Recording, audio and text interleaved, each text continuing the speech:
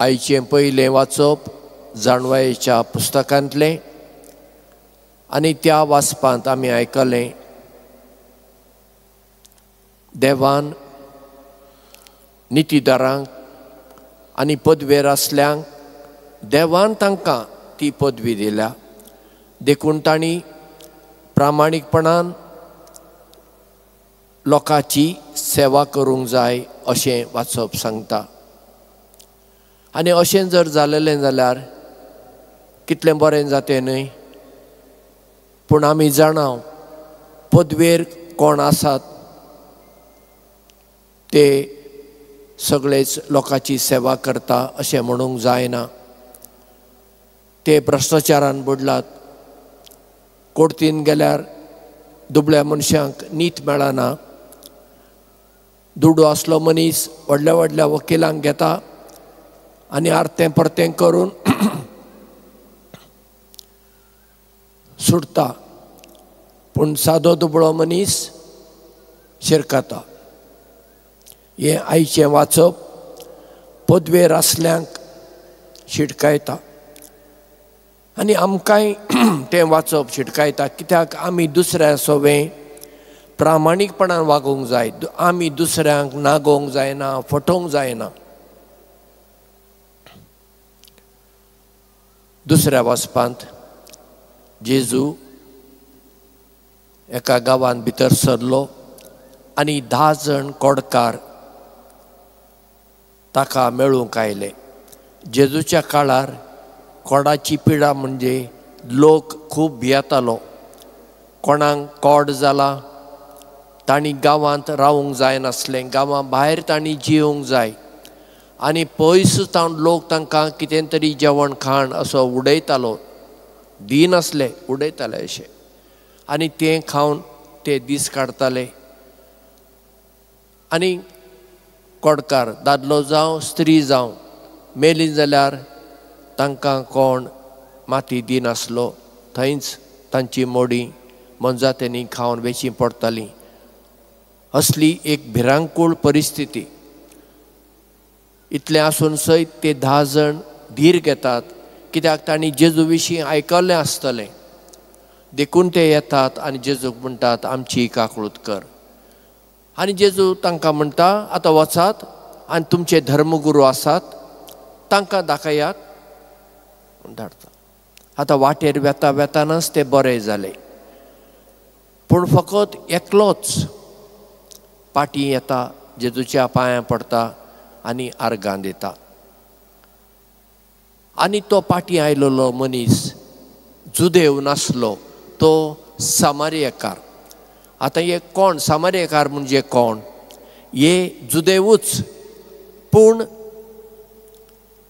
ते उत्तरे कुशीन जियेताले आनी थंय आसल्या हेर लोकां मदें तांची काजारां जालीं। मागीर ते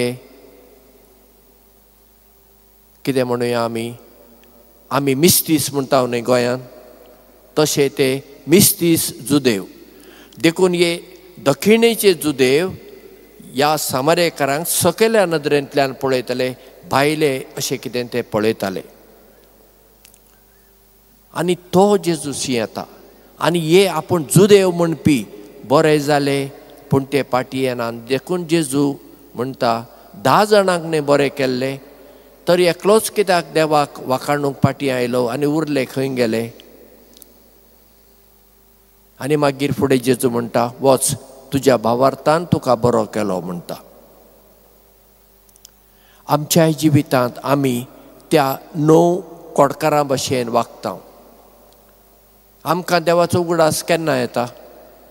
आकांत आयिल्ल्या वेळार, पिडा आयिल्ल्या वेळार, एक्सिडेंट जाल्ल्या वेळार, तेन्ना आमकां देवाचो उगडास येता आनी आमी धांवून येता देवाच्या पांयां लागीं। सगळें बरें चलतना आमकां देवाचो तितलो उगडास ना।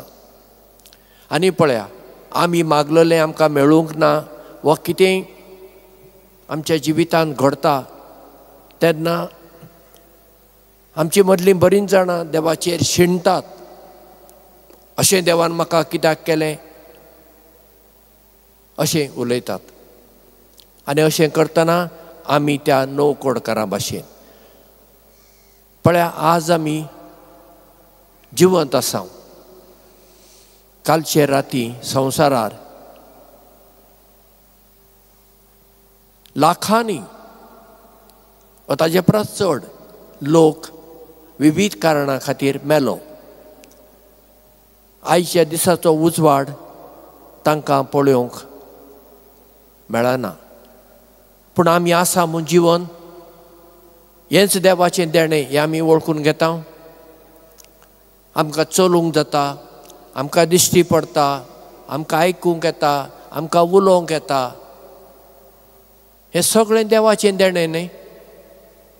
आनी आमी पळयता न्ही, जाका स्ट्रोक जाता ताची एक कूस हात आनी पांय चलना, मागीर ताका हात असो करून हें करचो पडटा. कित्याक हात वयर करूंक जायना. पूण आमकां हात वयर करूंक जाता न्ही, जाय तशें करूंक जाता. हें देवाचें देणें आमी वळखून घेता. हें जर आमी वळखून घेतल्यार आमी सदांच खालती रावता. देवाक लागून आमी आसा. कितली आमी आमची काळजी केली भलायकेची, कितेंय तूं कर, पूण शेवटी आमचें जिवीत कोण चलयता? देव चलयता. देखून आमी सदां खालती रावूंक जाय.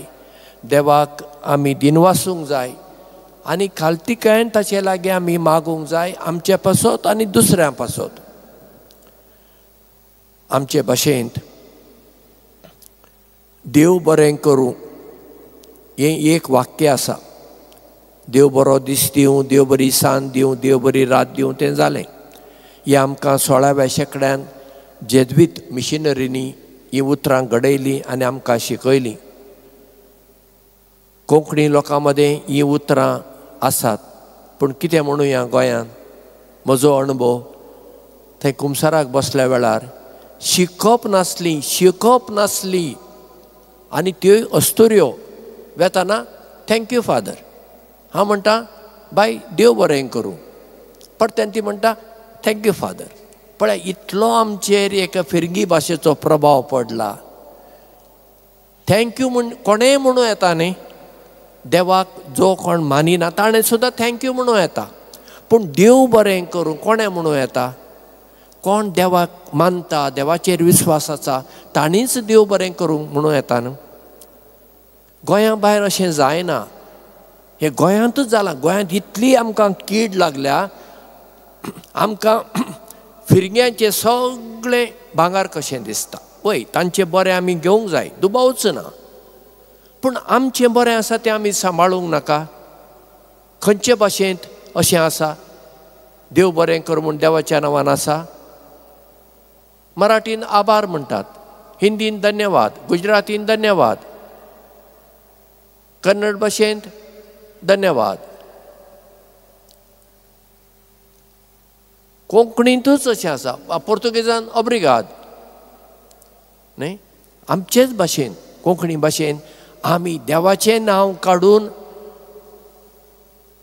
देव बरें करूं म्हणटा, देवाचें नांव काडून देव बरी सांज दिवं म्हणटा, आनी देवाचें नांव काडून देव बरी रात दिवं म्हणटा आनी देव बरें करूं म्हणटा. पूण हांव अशें एक पळयतां, हांव जेन्ना पणजे बाजारांत वेतां केन्ना केन्ना, त्यो साद्यो हिंदू अस्तुऱ्यो थंय आसात. भाजी विकतात, केळीं विकतात, कितेंय विकतात. दुबळ्यां खातीर जेन्ना हांव कितेंय घेतां तेन्ना ती म्हाका म्हणटात देव बरें करूं बाब. आनी हांव तांकां म्हणटा तुकाय करूं बाय. पळय तांणी आमच्या हिंदू भयणींनी हें उतर सांबाळना आनी आमी क्रिस्तांव म्हणटेल्यांनी हें सोडून दिलां. हें आतां आमी परत्यान हाडूंक जाय आमच्या उलोवपान. कोणेंय आमकां कितें बरें केलें आमी देव बरें करूं बाब, देव बरें करूं अशें म्हणूंक आमी संवय करूंक जाय. आमच्या भुरग्यांक, आमच्या नातरांक आमी शिकोवंक जाय. कित्याक दुसऱ्यांनी कितें आमकां बरें केलें आमच्यान तांकां पाटी दिवंक जावचें ना. देवानूच तांकां दिवंक जाय. देखून आमी हें उतर देव बरें करूं हें उतर वापरुया.